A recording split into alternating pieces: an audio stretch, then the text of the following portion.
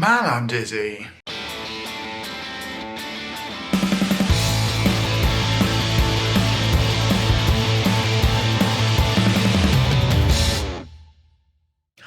Alright then, so what I thought we could do with Tech Tuesdays is look at how to get started as a data scientist, and we will go through all sorts over the coming months. You know, we will look at the very basics, installing software, getting up and running, and then we'll look at how to get your data prepped, how to get your data into various BI platforms or data processing platforms. You know, so we're going to take a well-rounded look at the sort of beginner aspects of how all this works and how to get going in data science. How do new people get started with different BI platforms or get started in the data industry? So that is what we're going to take a look at. So first up today, we're going to start absolutely at the beginning, and with any BI platform, with any data project, generally what you're going to need is a database of some sort. One of the most well-used and well-known databases, though, is the MySQL database. So we're going to have a look at how to get it installed on a Linux operating system. Let's get started. First things first, apt update. And that will go off to the Ubuntu repositories and download the latest package lists and all that type of stuff to make sure that it's downloading the latest bits of software. And then we're also going to do apt upgrade, and just make sure that the packages that are on the system itself are as new as they can possibly be, just to make sure that the VM is fresh, clean, and ready to go. And then I'm going to do sudo apt install MySQL -server. That will now obviously go off and install the MySQL server itself. It will download whichever packages it needs, unzip them effectively, stick them in the right place, and then get your database up and running. That's sort of phase one. Once that's installed, we'll then have a look at how to do the basic configurations for your MySQL database, how to create users for your MySQL database, and how to grant access to the database from over the network. So there we go. MySQL is installed. It took what? Maybe a minute. It wasn't long. Initially, what you get when you install MySQL is a single root user that is configured so that you can only get access to it as the Ubuntu operating system's root user.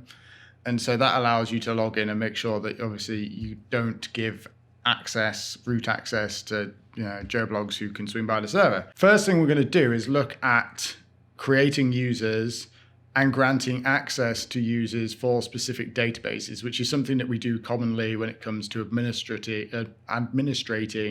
a MySQL database. So I'm going to create a dummy database, which is going to be called Sales Data Warehouse. So I've created a database called Sales Data Warehouse. If I then do show databases, you can see it in the database list. So it now exists. There's no tables in it, but it still exists as an entity. And so what we want to do is to be able to create a user and also secure this root user.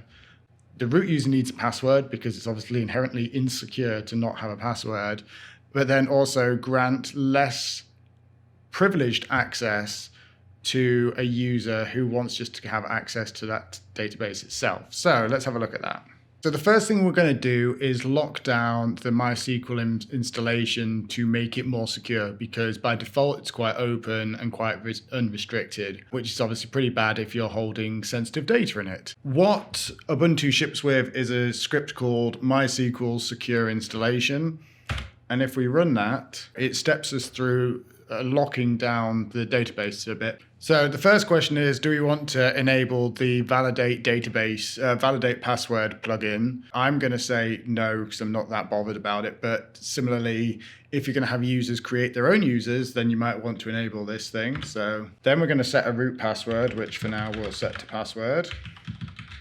And we will also remove the anonymous user, because we don't want an anonymous user. That would be pretty bad. So Remove anonymous users. Yes. And then we're going to disallow the root login remotely. Now, that doesn't mean that no one can log in remotely, but initially we will remove the root login. And we'll also remove the test database. So I'll now find that if I log in using my new user, you shouldn't really use passwords on the command line, but for brevity, I will do so. So I can now log in as my new root user. I now want to be able to create a user who can access the test data warehouse that we built, so that we can simulate what another user would look like. So, and again, you might have different levels of users. So first of all, we have the create user statement. And so I'm going to create a very simple user, which is new user. And then it says at localhost. And so the localhost bit means that they can only access this database from this server. Of course, as you get more users or applications attaching to the server, it won't be localhost anymore, but you should also still keep it locked down. It shouldn't just be, you can use a % as a wildcard, but unless of course you're very happy with the security of your network, I would advise you to keep the user access locked down to a specific IP address, that type of thing, to prevent users coming in from places where they're not supposed to. So we've created a new user, but it can't currently connect to anything because it's not been granted any permissions on the database. So next we'll look at how to grant permissions for your user.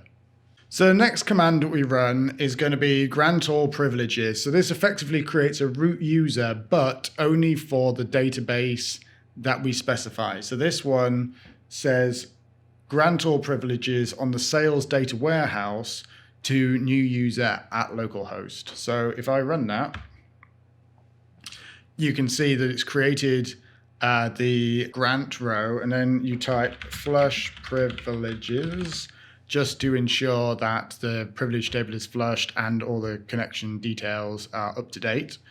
If I then log out and log in as new user, so you can see I've now logged in as the new user as opposed to root user. And if I do show databases, the information schema is something that everyone can see because it has metadata about the different databases that are in your database. So from an operational perspective, you have to be able to access that database. But I can only see sales data warehouse. But of course, this is effectively now a root user for the sales data warehouse. So you might want to create an even more restricted user who can only read data, for example. So if I copy my earlier statement, so I'm going to create a simple user identified by password. So on this one, I'm going to grant select to all the tables in the sales data warehouse. And again, you might get more fine-grained than this and say, I just want to have access to a certain subset of tables. But we're not going to get into that too much detail. So we're going to grant select on sales data warehouse to simple user at localhost. And so that user has the ability to run select queries, but you can't update data, you can't drop data, it's that type of thing. So again, if I log in as simple user, you can again see that I've got access to the sales data warehouse. I can do use sales DWH. Now, there's no tables in here. So if I take a sample MySQL create table script, if I drop this in as simple user and then try and run it, the create table privilege is denied to me because I'm the simple user, so I cannot create it. But if I logged in as new user and did use sales data warehouse, you can see how the new user has been allowed access to the sales data warehouse and allowed to be able to create the table.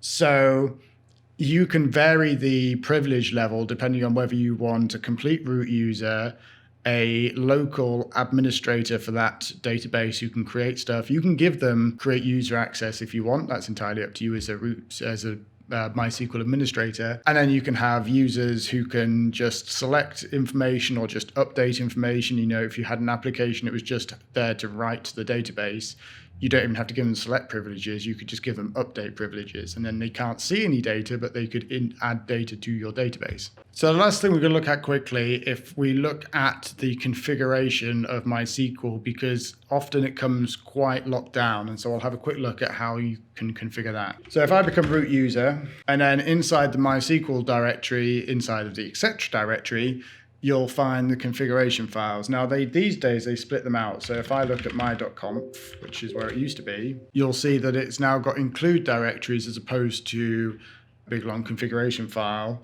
So if I then cd to MySQL conf.d and have a look, if I then look at MySQL d.conf, this is the main configuration file for MySQL as it stands. You can create more configuration files. You can set user-specific configuration files, but this is basically where you set most of the stuff.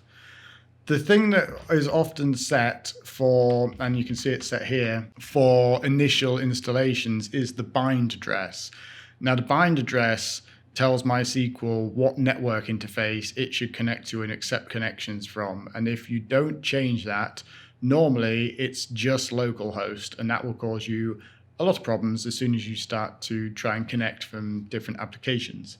So inside the bind address, depending on how secure you want to set it up, how many network interfaces you have on your server, all that type of stuff, this is what you need to change. What we'll do very quickly, because it's a quick way to do it, but if you have a specific network interface, I highly suggest you select that, is if you change it to 0.0.0.0 and then save that file, and then if you do service MySQL restart, MySQL will then restart the server, change the network configuration to allow connections from over a network. This is, like I said, this is a very quick and easy way of doing it, but be aware that, it's not the most secure unless, of course, you start putting network IP addresses in there for which network interface to bind to. For example, you might have multiple Ethernet ports. You might have a Wi-Fi card and Ethernet ports. So as a server administrator, you need to make a decision as to what network ports to bind to make sure that you don't accidentally leak information out over a public, IP address or something that you don't want to do. I hope this has been useful. This is obviously the first step in our road for Tech Tuesdays and data science. I hope you've had fun. I hope you've enjoyed it. If you liked it, click the like button. If you didn't like it, click the dislike button, but at least tell me why you didn't like it. And if you want to know when the next Tech Tuesday is coming, it should be on Tuesday. There's a catch in the name, but subscribe to the channel. There's going to be all sorts of data related videos and vlogs coming to sort of introduce everybody to the data science industry and what is entailed working in such a fast-paced business. So I hope you enjoyed it. Do let me know in the comments, and I will see you next Tuesday. Bye.